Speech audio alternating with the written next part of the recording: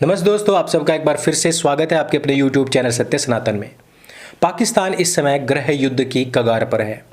लाहौर में देखा जाए तो सैकड़ों गोलियां दनादन अभी आम जनता के ऊपर बरसा दी गई, जिसमें सैकड़ों लोग मारे गए हैं, काफ़ी लोग हताहत हुए हैं, लाखों लोग सड़कों पर हैं। लेकिन इसका कारण क्या है? पाकिस्तान अचानक से गृह युद्ध की इस कगार पर नहीं पहुंचा है।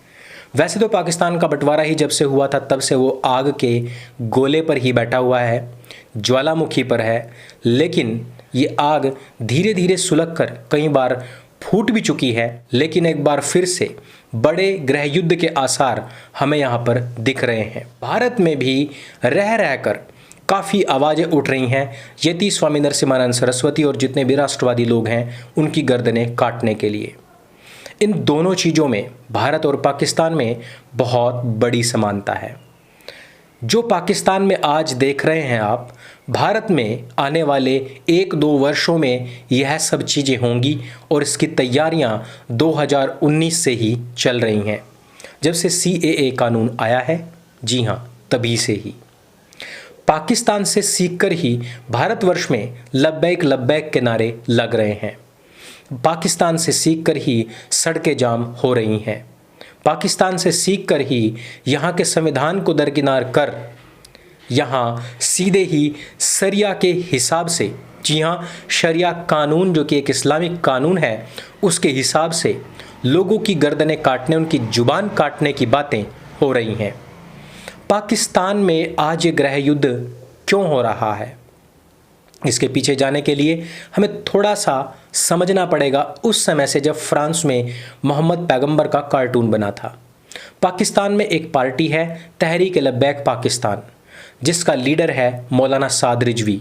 जी हाँ, साद नाम की मवाद न केवल भारत में बल्कि पाकिस्तान में भी बदस्तूर इसी प्रकार से फैल रही है। मौलाना साद ने फरवरी 2021 तक इमरान खान को अल्टीमेटम दिया था कि फ्रांस के सभी प्रोडक्ट्स पाकिस्तान में बैन कर दिए जाएं और फ्रांस के जितने भी राजदूत हैं, राजनयिक हैं, उनको वापस भेज दिया जाए। लेकिन पाकिस्तान की सरकार ने ऐसा नहीं किया।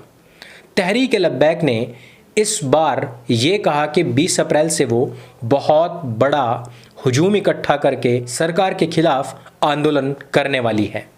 लेकिन उससे पहले ही मौलाना साद रिजवी को गिरफ्तार कर लिया गया और बताया जा रहा है कि जेल के अंदर उसको बेल्ट ही बेल्ट से खूब पीटा जा रहा है। इसके विरोध में तहरीक-ए-लब्बैक के लोग सड़कों पर उतर आए और उन्होंने हिंसा करनी शुरू कर दी। उन लोगों के पास में बड़ी मात्रा में असलहा, गोला बारूद, गोलियां, बंदूक है, ऐसा बताया जा रहा है, जिससे उन्होंने पुलिस पर सीधे ही हमला कर दिया।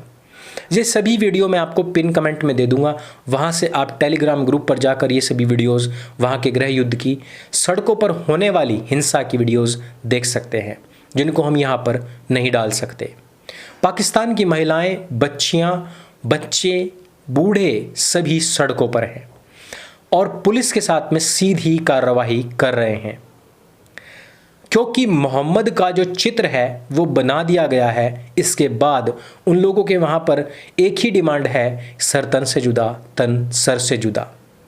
भारत में भी इसी प्रकार के आंदोलन लगातार बढ़ते जा रहे हैं।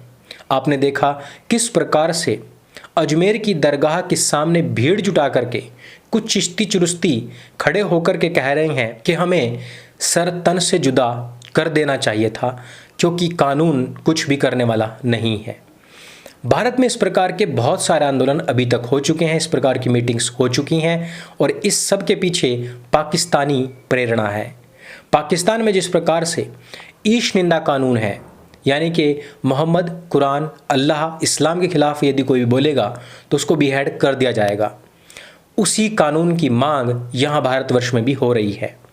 पाकिस्तान एक ऐसा देश है जहाँ पर तर्क वितर्क का कोई स्थान नहीं है, जबकि भारत में तर्क वितर्क आधारित जो संस्कृति है वो लाखों वर्ष पुरानी है। लेकिन मुसलमान ये चाहते हैं कि वो हिंदुओं के देवी देवताओं को तो भले ही कितनी भी गालियाँ दें, उनका हिसाब किताब संविधान के हिसाब से होना चाहिए, लेकिन मुसलमानों पर यदि कोई भी किसी भी प्रकार का सवाल उठाएगा तो उसको पूरी तरीके से बिहेड कर देना चाहिए। मुसलमानों का ये जो तरीका है ये पाकिस्तान से हूबहू मिलता जुलता है। आपने देखा कि जो लब्बैक के नारे पाकिस्तान में लग रहे थे वही भारत में लग रहे हैं। जिस प्रकार से वहाँ पर भीड़ जुटा करके सड़क जाम कर दी गई वही भारत में भी हो रही है। जिस प्रकार से मस्जिदों के सामने भीड़ जुटाई जा रही है वही भारत में भी हो रहा है। जिस प्रकार सरकार को इसके लिए जिम्मेदार बताया जा रहा है, कानून को इसके लिए नाकाफ़ी बताया जा रहा है, वही भारतवर्ष में भी हो रहा है। और जिस प्रकार वहाँ पर सीधे ही इनाम की घोषणा हो रही थी वही भारत में भी हो रही है। अब सीधी कार्रवाई होने का समय आने ही वाला है। हिंदू इसके लिए जितनी देर तक आंखें बंद करके रखेगा उतना ही वो घाटे में जाएगा। मुसलमानों की तैयारी पूरी है, इस बात को समझ लीजिए। गृह युद्ध की तैयारी में झोंकने के लिए इस देश को मस्जिदों और मदरसों ने अपने लोगों को खूब तैयार कर रखा है। यहाँ पर तर्क वितर्क की बात नहीं होगी, सीधे ही या तो गर्दनें नापने की बात होगी और या फिर सीधे ही आग में कूदने की बात होगी, क्योंकि तर्क वितर्क के आधार पर वो लोग पहले ही कई देशों से हार चुके हैं, क्योंकि वो देश उनको बैन कर चुके हैं। इस्लाम का नाम केवल और केवल वही लोग बदनाम कर रहे हैं जो लोग सवाल उठा रहे हैं। मोहम्मद और इस्लाम के नाम पर आतंकवादी संगठनों की भरमार है, लेकिन इनसे शायद इस्लाम का नाम रोशन होता है। इस्लाम के नाम पर अभी तक लाखों लोगों को मौत के घाट उतारा जा चुका है, लेकिन क्या कभी आपने किसी मौलवी के मुंह से उन लोगों के खिलाफ कोई फतवा सुना हो, कोई इनाम सुना हो, कोई FIR सुनी हो, इस प्रकार के लब्बैक के नारे सुने हो? जी नहीं, कभी नहीं। अजमेर की दरगाह हो या फिर जामा मस्जिद हो, फिरका कोई भी हो और परस्ती किसी के प्रति भी हो, मुसलमान कभी भी आतंकवादी संगठनों, आतंकवादी लोगों के खिलाफ कोई फतवा नहीं निकालते। और उसकी वजह यह है क्योंकि वो लोग काफिरों को, मुशरिकों को मारते हैं, जिससे कि इस्लाम का नाम रोशन होता है। जिन लोगों ने अभी तक हमारे खिलाफ फतवा निकाला है, कभी आपने उनको अब से पहले देखा, सुना? भारत में कितने सारे मुसलमान आतंकवादी हुए हैं, उनके खिलाफ आपने कभी कोई फतवा, कोई इनाम, कोई FIR, कोई लब्बैक का नारा या फिर कहीं पर कोई भीड़ जुटती हुई देखी है? किसी आतंकवादी को कहा कि वो आग में कूदे? किसी आतंकवादी को कहा कि वो शास्त्रार्थ करे? नहीं, क्योंकि आतंकवाद की जो जड़ है वह किताब वही है जिस किताब की रक्षा के लिए ये लोग अपनी जानों की बाजी लगा रहे हैं। उस किताब की रक्षा के लिए ही आतंकवादी संगठन, आतंकवादी लोग फंडिंग करते हैं, लोगों की जानें लेते हैं, फिदायीन हमले करते हैं और लोगों को मार देते हैं, उसी किताब की रक्षा के लिए, जिस किताब की रक्षा के लिए ये मौलवी टीवी पर, चैनलों पर, अखबारों में, सोशल मीडिया पर आकर के बात करते हैं। ये इस्लाम का दोगलापन नहीं, बल्कि ये इस्लाम का शिष्टाचार है। ये इस्लाम के लोगों का डबल स्टैंडर्ड नहीं, बल्कि ये इस्लाम की असलियत है। यही उसका वास्तविक चेहरा और रवैया है।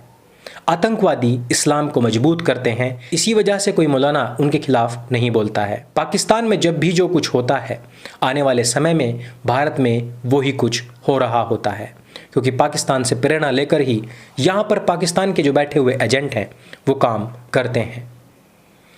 इस वीडियो में सिर्फ इतना ही। इस वीडियो का मकसद आप लोगों को बहुत सारी बातें समझाना था, जो मैं समझा पाया हूँ। अगर आपके दिल तक ये बात पहुँचे तो इसको सबके साथ में शेयर अवश्य करें। पाकिस्तान में जो हिंसा फ़िलहाल हो रही है उसके कुछ रूप आप भारत में देख चुके हैं और कुछ देखने बाकी हैं। इस्लाम का कॉन्सेप्ट क्लियर है, लेकिन हमारे देश की सरकार, पुलिस, यहाँ तक कि आम जनता का कोई कॉन्सेप्ट क्लियर है ही नहीं। यहाँ हिंदू आज भी अजमेर दरगाह पर पैसा चढ़ाने इसलिए जाते हैं ताकि वो लोग उस पैसे को इकट्ठा करके राष्ट्रवादी, हिंदूवादी लोगों की गर्दनों पर इनाम रख सकें। ऐसे हिंदुओं को धिक्कार है, धिक्कार है, धिक्कार है।